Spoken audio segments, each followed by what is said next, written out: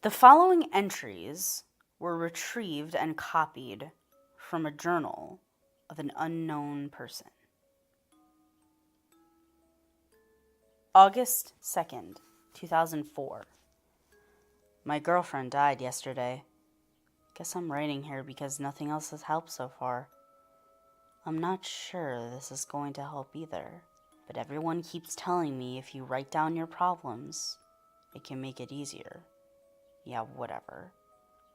August 3rd, 2004. I really appreciate the overwhelming support I have, and I'd like to talk about my girlfriend. Her name was Emily. Emily was authentic, beautiful, funny, perfect. She was a tree-hugging hippie who once backhanded me for not recycling a milk jug. Her lipstick was the strangest shade between red and purple that I'd ever seen. Magenta? Is that the color? Maybe. I'm going to miss seeing that color imprinted on the edge of a wine glass or smeared on a napkin. One of my favorite things was that she hated to cook, but I loved cooking. Our signature move was watching Animal Planet while she lounged on the couch and I worked in the kitchen. Although I only gotten the chance to spend a few months with her, I'm going to miss her very much now that she's gone. October 15th, 2004. Now, a little bit more about Emily. I had never met her family before the funeral, so talking to them was incredibly awkward. What they really did was ask me about the fire, and I told them what they already knew. But just for record's sake, Emily was asleep in her bedroom and forgot to blow out the candle on her nightstand. The flames spread from the candle to her lampshade before devouring the rest of the room. We buried an empty box in ceremony. I think she would have hated it, actually. She probably would have preferred if we saved the tree and just buried a biodegradable picture of her or something. Thankfully, my doctor prescribed something to help me sleep, because I've been having trouble with it lately. I'm actually going to try the medication right now. Wish me luck. October 24th, 2004. Some people who claimed to be Emily's friends stopped by my house tonight. Pretty sure they were druggies. Some of them were pale. They had sores. They had dark circles under their eyes. The girl who was with them didn't say a word. She just stood behind the other two with the corners of her mouth pulled up like she was trying to smile but didn't have the strength. Her eyes were what showed me she wasn't actually happy. Instead of getting a crinkle around them, they were pulled from the top and bottom lids so that it looked like tape was holding them. The coloring in her eyes was non-existent, dead. Even under the light of my porch, they had dilated to the point that whatever color they used to be was no longer visible. Definitely drug addicts. I had no idea what they wanted. And when I asked them why they were here, they became distant and confused, like they were trying to remember. When the man on the left did remember, he spoke so softly that I asked him to speak up. He said that they were looking for Emily, and their facial expressions didn't change in the slightest when I told them she had died in a fire. The man on the right began to insist, and I cut off saying that she was dead. I was about to shut the door when the man on the left slowly tilted his head until his ear was listening to his shoulder. He cracked a smile and said, "Yes." Then they turned and left. I hurried upstairs to look out my bedroom window in hopes of getting a plate number.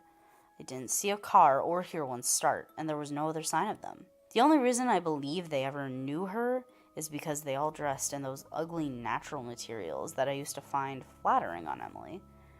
I called some of her friends that I still talk to occasionally to see if they knew who the people were, but they had no clue. In other news, the sleep medication is working pretty well. Thanks, Doc. December 3rd, 2004. Today, I was cleaning the living room, and I found one of her reddish-purple lipstick-stained napkins under the sofa. I'm sad to admit, but I broke down when I saw it. I must have missed one when I picked up the rest and threw them away. Other than that, I've been doing pretty well. Also, don't worry, the odd people who stopped by the other day have not been back. I called Emily's friends, and they informed me that she had a bit of a colorful past that she rarely discussed. Apparently, they occasionally saw her with people who fit the description of the trio. I hate to tarnish her memory by thinking of what trouble she was getting into before she passed. December 16th, 2004. All of you will be pleased to hear that I've started to get out and meet new people again. I've been going to singles events, and I joined a couple dating websites. I think I'll wait to mention Emily until the second or third date to see how they take it. I've already met a few girls who I have a lot in common with. Well, we'll see how it goes. Talk to you later. February 5th, 2005. Well, I'm doing absolutely awful in the female department. I'm really trying to figure out what's going wrong. I'll meet someone. We'll go on a date. We'll have a great time. I'll talk to her on and off for a week or so. And then nothing. No calls, no emails. Like she disappeared from the face of the earth. Actually, I did see this one girl, Lacey, again. One of the girls who stopped talking to me after our second date. When I asked her what was going on, she folded her arms and got really anxious. She kept her sentences short, and her eyes were darting around the coffee shop like she suspected we would be under attack any minute. She became so uncomfortable that I dropped the subject and left. I'd understand if I told her about Emily, but I hadn't. Suppose I expected too much from a dumb dating site. April 29th, 2005. Well, guys, I finally met a girl who didn't shun me after our second date. Her name is Molly. She's absolutely wonderful. It's still super early to tell, but there's potential here. I'm sleepwalking. Every night. The doc prescribed me different sleeping pills, so we'll see how that goes. He was mad that I didn't tell him sooner, but I haven't had the time.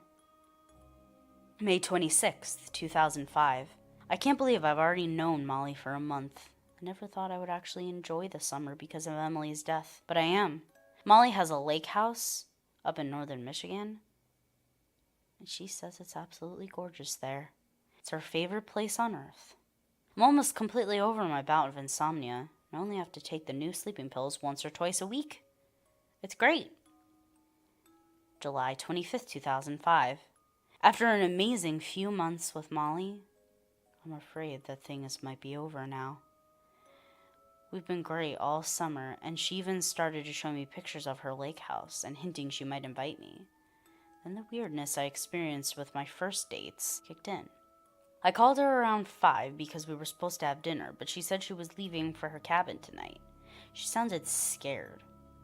A random road trip isn't completely out of character for her, but it still was weird. It hurts that she didn't feel like she could talk to me about whatever was going on. Anyway, July 28th, 2005. To update you guys on the situation with Molly, she still hasn't called or talked to me since she left. I've had to take the sleeping pills every night. I could have sworn I heard footsteps coming from downstairs on the first level of my house. The TV was on. I don't know how I didn't hear it from upstairs. I'll be asking my doc about the medication. That experience was more than enough for me to believe in side effects. August 1st, 2005. Molly just called to invite me to her cabin. I'm really excited to see her. I missed her so much. And she didn't sound scared. I'm just glad that she called me. I'll make her tell me whatever is bugging her once I get there. I'll update you guys tomorrow. August 1st, 2005. Molly really knows how to play games. I called her when I was about halfway there, and she gave me the address again, but no directions. She still sounded quiet, but not as scared. If I didn't recognize it from the pictures, man, this thing would have been hard to find. I knocked on the door and walked in. The sight of the candles sent a shiver down my spine, but I pushed hesitation aside and walked in. Molly embraced me. Needless to say, I got lucky, and it was great. I dozed off afterwards, and woke up to find Molly gone. She's probably outside. The stars are beautiful up here. August 2nd, 2005. I just checked into a motel near Molly's cabin. I think I might be losing my mind. After I stopped writing last night, I went outside to look for her car, and then I realized I didn't see her car in the driveway. While I was looking around, I got a phone call from a number I didn't recognize. It was the coroner's office.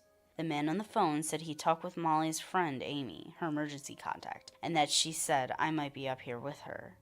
He asked me if I could come in and either confirm or deny that it was Molly who was in the morgue.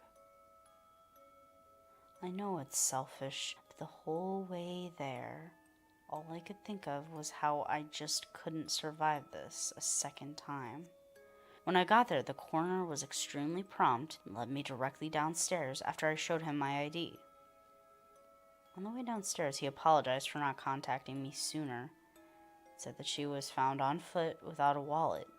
It was difficult to figure out who she could be. He pulled on the cold, sterile handle of the drawer, and my eyes disagreed with my brain as to what they were seeing. It was Molly, all right, but she looked terrible. Her wide eyes reminded me of the girl on the porch, but she wasn't smiling. Her mouth was locked into what had been a gut-wrenching scream. I could almost hear it over the buzzing of the fluorescent lights. I nodded to the coroner when he tilted his head to ask if it was Molly. I don't understand, I said. We actually aren't sure what did it either. Everything is pointing to natural causes, but she's so young for that. If she has any history of heart problems? No, I don't think she does. Why does she look like that? Her appearance is completely normal right now, and she'll look much better before any kind of ceremony, open casket, or otherwise. I'm very sorry for your loss, son. No, she looks like she's rotting. And I was with her less than 2 hours ago. 2 hours ago? Son, are you feeling all right? We've had her body here for 2 days. We had to wait until the dental records came back. Her body was already in the woods for 4 days before somebody found her. I peeled out of the parking lot and floored the gas the entire way to the little motel. I had to find my journal, an update. Thought about calling the police, but what would I tell them? This is the only outlet I have. As I started writing, I noticed soot on my fingers. I started to wash it off in the bathroom. That's when I saw my reflection. My face was smeared with black and gray soot. There are spots of a color I almost didn't recognize along the collar of my shirt. The same color I saw smeared on Molly's palms. The same color as the lip imprint now staining the skin on the bottom of my jaw. It's that eerily strange shade. Magenta. Heading home immediately after writing this, because I need to get as far away from here as possible. I will update soon. I just really hope the TV isn't on when I get there. After this, there were no further entries, and there was no evidence of the person who wrote this story, besides the entries listed above. Hi, 207. It's Miss Viola Swamp. Thanks for listening, commenting, and subscribing. Go check out my Facebook page and leave suggestions for stories you want to hear. I hope to see you in class next time.